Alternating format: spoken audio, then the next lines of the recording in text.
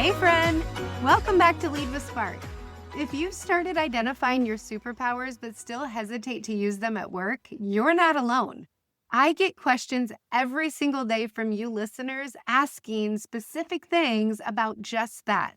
In today's episode, we're going to do kind of a Q&A style deep dive into questions that you've asked me the most, like how to talk about strengths without feeling self-promotional or bragging, how to connect with your strengths in your role, and how to bring them up to your leader with confidence.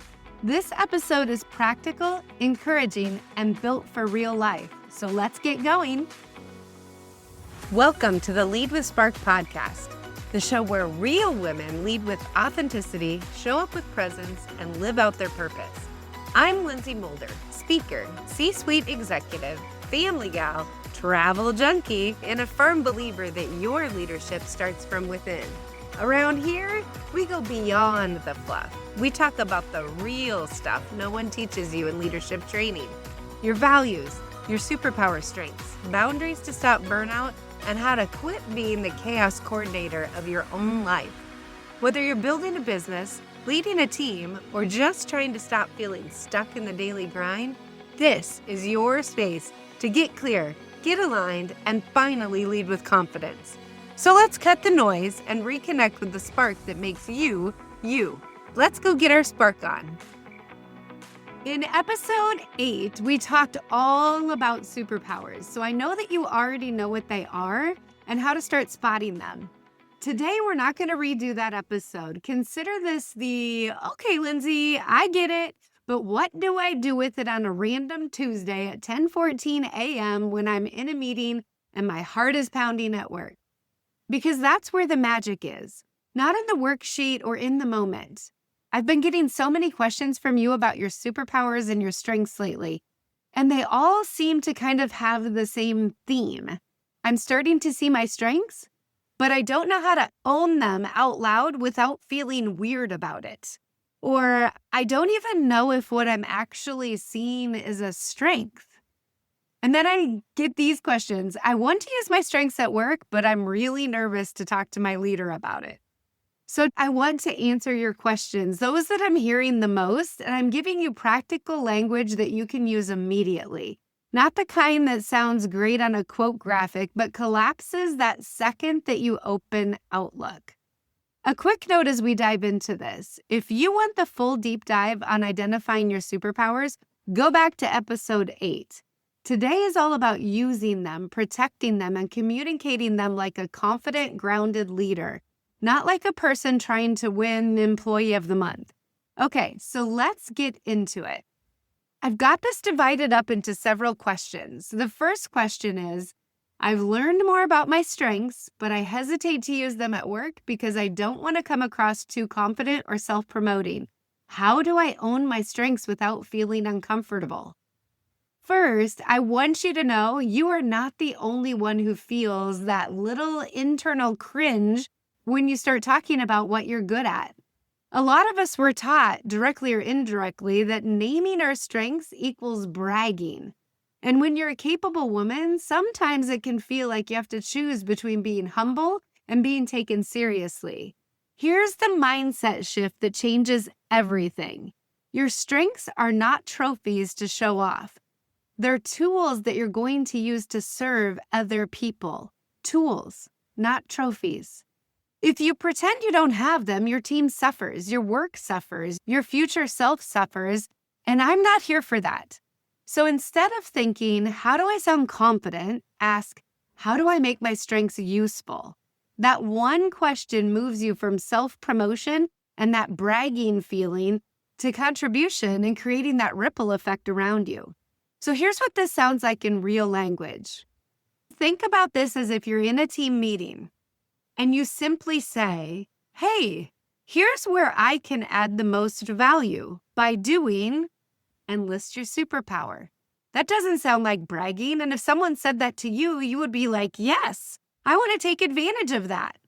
Or you could say, oh, this plays to my strength in maybe it's organization, maybe it's speaking, maybe it's creating a framework.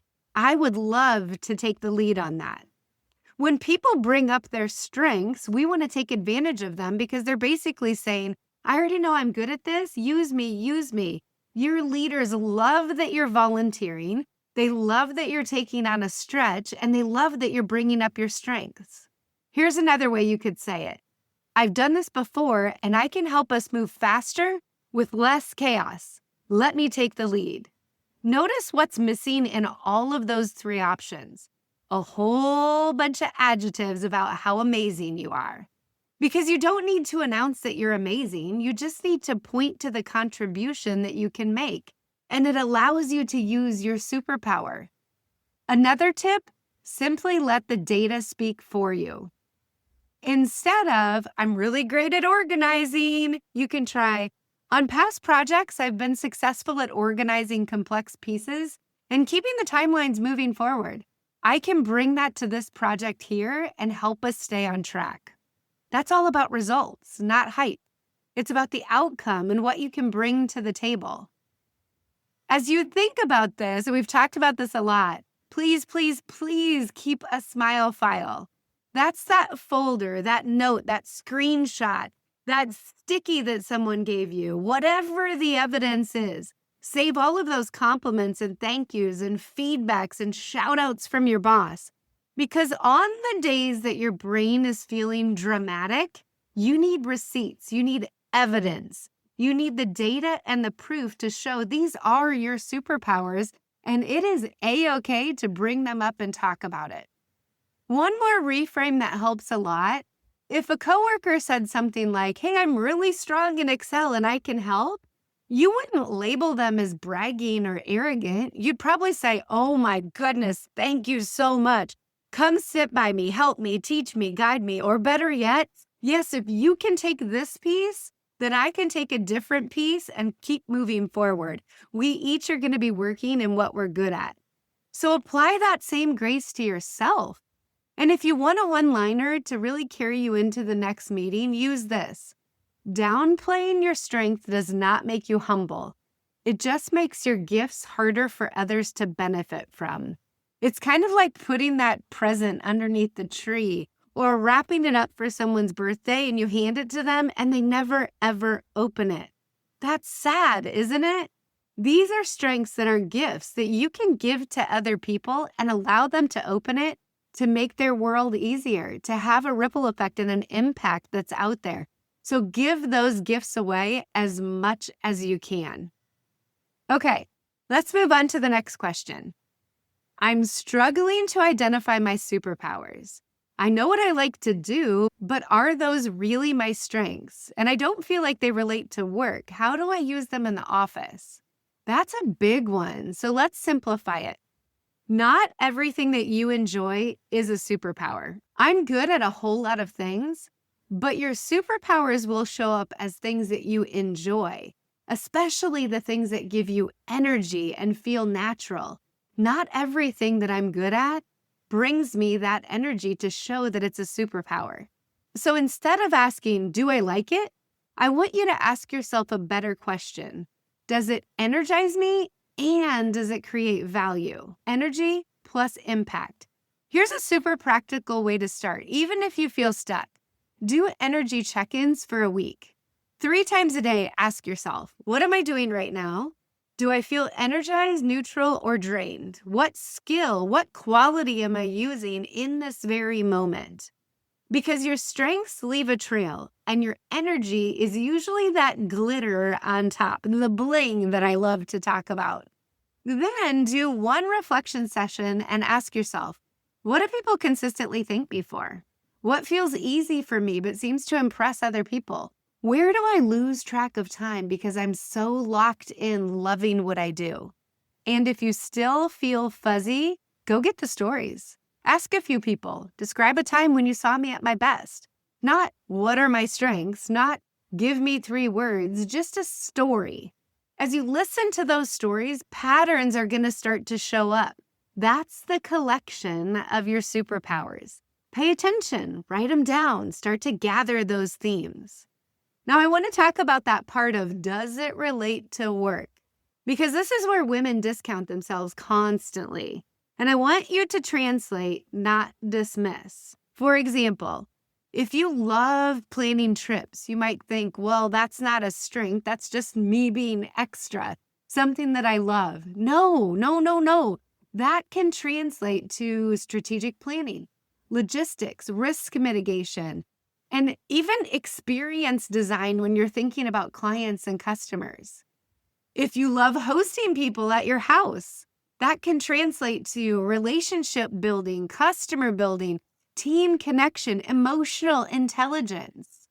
If you love creating systems at home, that translates to process improvement, operational efficiency, and training. If you love mentoring younger women in your volunteer work, that can translate to leadership development and influence. See what I mean? Your strengths are portable. Think outside the box on what you're actually using from a talent perspective, and then translate those to work. If you get stuck, ask a friend. Say, hey, I love to do this in my personal world. How do you think that I could use this at work too? You don't need a new personality for the office. You need a new way to describe what you're already doing naturally. This is me firsthand. You know I'm a travel junkie, and I love to plan trips. When I plan trips for my family, I think about all the people that are going on the trip, and I pick certain days that we're going to do specific things that light them up, things that they love, like going to a soccer game when we're in Europe. You can't get that in America, not the same energy. My husband works in agriculture, so we've taken all kinds of trips to understand the agriculture that's happening wherever we travel. Whether that's going to a farm and exploring the winery that's there, or going to an olive press when we're in Israel to see how it actually works. He loves that stuff. So how does that translate to work? For me, it was all about customer experience. What do people love, and how do we give lasting impact?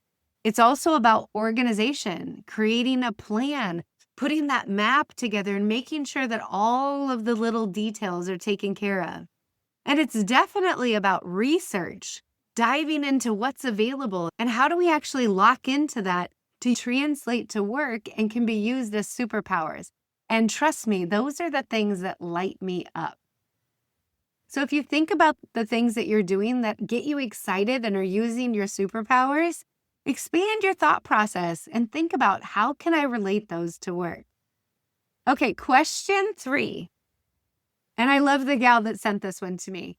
I know my superpowers, but I'm nervous to talk to my leader about them. How do I bring it up so I can use them more at work? First, you are smart to think about approach here. A strengths conversation goes best when it's framed around outcomes and team success, not your personal preference. So here's the structure. First, what you've noticed about when you do your best at work. Second, the business impact it creates. Third, a specific way you want to use it more. And fourth, a small experiment, not a life commitment. This matters because most leaders can handle a reasonable request and a smart proposal. What they struggle with is vagueness and unclear expectation. Here's sample language that you can literally steal. If I'm talking to my leader, here's what I would say. I've noticed I do my best work when I am able to, and then name your strength and action. Could be simplify complex information, build relationships, create structure, solve problems fast, mentor others.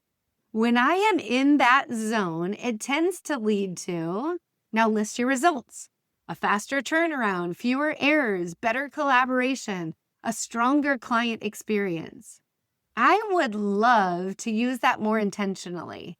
Could we try a 30-day experiment where I take the lead on and list that specific project or responsibility? And then we can review how it impacts the team. That's confident. It's mature. It's not bragging. And it's aligned with the strengths conversation guidance that emphasizes reflecting on your accomplishments, how you rely on your strengths and challenges, and how they contribute to the overall team. That's what your leader is interested in. Also, bring receipts. Have 2 examples available, not 10 or 20. You're not building out a court case. Just, hey, here are 2 moments where this strength improved results. When my team members would bring to me examples and really approach it in a, hey, here's where I think I can most help our team advance and where I can make the most impact for us to be successful as a group, I was always in. I loved that they took the initiative to bring that forward. I loved that they wanted to develop themselves. And mostly, I loved that they were focusing in on the things that they were best at to advance everyone. Now, if you are listening and thinking, I want help doing this is exactly what I coach women through.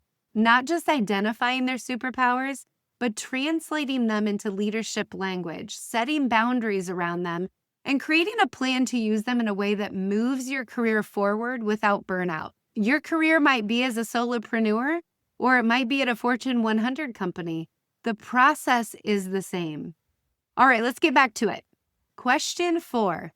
What if my strengths get me overloaded? Like I am good at something, so suddenly it becomes my job to do it for everyone.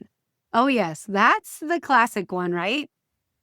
I'm competent, so I just get rewarded with more work and more work and more work because now they know I'm good at it, so they keep giving it to me. I actually just got off the phone with someone who used to work for me, and that's exactly what she said. I'm good at this, but it is not what I want to be doing 100% of the time. Here's the line I want you to remember. A strength without a boundary becomes a burden. How often have business owners said this? Ooh, I used to love doing this, but then I turned it into a business and now I hate it. If you're the fixer, the helper, the reliable one, the fast responder, you need a fence, a guardrail around that gift to maintain it as a strength that you love to do. Think about phrases like this. Yes, I can help with that. What would you like me to deprioritize so that I can do it really well?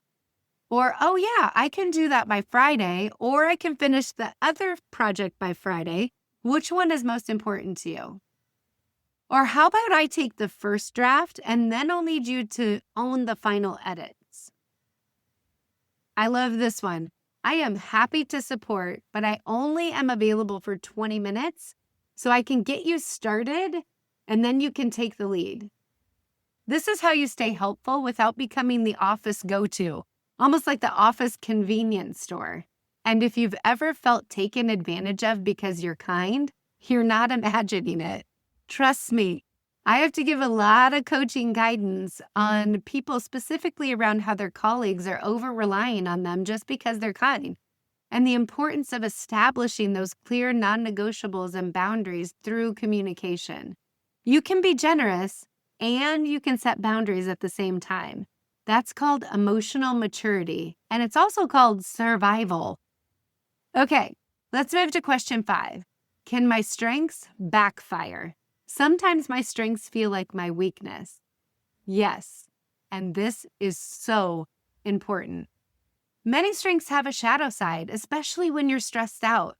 Research and leadership guidance commonly note that people tend to double down on strengths under stress, and that can turn into overuse.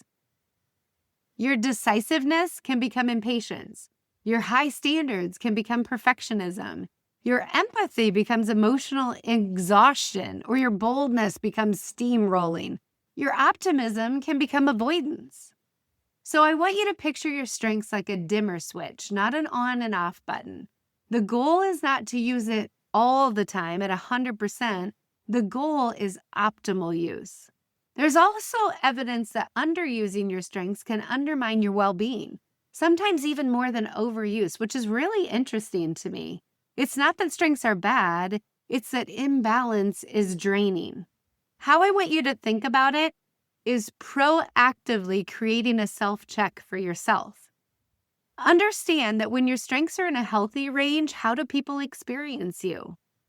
Or when you overuse it, how are impacted impacted by you? And even when you underuse it, how do you personally feel? Then make sure that you understand what your early warning signs are. Those are the things that tell you when you're slipping into overuse or underuse, like, oh, I start interrupting people, I get short in my tone, I stop asking questions, I shut down, or I start to say yes to everything just so that I can move on. Awareness is your power here. I am a very action-oriented person. And I realized sitting in a meeting just the other day that I was listening to all these people talk and they were giving great context and great history, but my brain already knew that I had a ton of things on my list to get done today. So I had already entered into stress mode without even realizing it. And what did I do? I interrupted and said, that's all great, but what do we need to do to move forward? So what happened? Everyone felt like I had devalued them. I didn't want to hear what they said. What they were talking about wasn't valuable for me, which was not my intention at all. My brain had just gone into stress mode because I was already thinking about everything that I needed to get done. My superpower is action and moving things forward, but at the same time, I want people to feel connected to the outcome. I want them to know that their input and their perspective is important. When I interrupted, I shut all of that down. I had to quickly backpedal and go, oh my goodness, you guys, I'm so sorry. I just felt my strength go into overdrive because I'm a little bit stressed out today. So let me just pause for a second, open up my brain, set my to-do list aside, and refocus. That allowed us to get back on track. When we have already identified our early warning signs, it allows us to pause, reflect, and get things back on track the way that they should be so that we don't accidentally shut them down. Our biggest strengths can also be our greatest weakness. We need to make sure that we continue to use them for good and not for evil. Okay, I have one more question that I had someone send me just today. How do my superpowers help with energy and motivation at work? Your energy is information. When you're using your strengths in the right way, work might still be hard, but it feels cleaner. It's more aligned. It's less like pushing through mud. When you're operating outside of your strengths all day, it can feel like you're working twice as hard for half the output. It's draining. This is why building your career around strengths is such a big deal. Strengths-based development content consistently emphasizes that investing in your strengths and not trying to become someone that you're not is what creates sustainable performance. So here's the practical move. Pick one strength moment every single day. One. Not a full job change, not a grand reinvention, just one daily decision where you use a strength on purpose. Then track what happens. How did it change my energy? How did it change my results? How did it change my confidence and my motivation? This is how momentum builds, evidence builds, confidence builds. And it also gives you language for your leader later because you can say, hey, when I'm able to use this strength, here's what improves. All right, let's land this. Today, your goal is not to become louder or more polished or better at self-promotion. Your goal is to become clearer about how you create value and brave enough to use it on purpose. So here's your challenge for the week. For the next 7 days, choose one superpower each day and use it in service of someone else. Make it visible, make it helpful, and write down what happened. That becomes your smile file. That becomes your confidence and your proof. Because you don't need permission to use what you already have. You just need practice. And if you want to support with identifying your strengths, translating them into clear language, and creating a plan to use them without burnout, hey, I've got you. Grab the Superpower Playbook from episode 8. And if you're a leader listening and you're thinking, oh my goodness, what if my whole team operated in their strengths? Yes, that's the dream, and it's absolutely possible. Your superpowers were never meant to stay hidden. They're not just for your benefit. They're for the people that you serve, the teams that you lead, the family that you love, and the life that you're living. Now go use your tools. Light them up with spark. Use them as the best tools that you have. I'll see you next time. And until then, keep leading with spark. Well, that's it for today. Thanks for being here and for doing the work to lead yourself first. If this episode sparked something for you, take a second to subscribe, leave a review, or share it with another woman who's ready to own her leadership.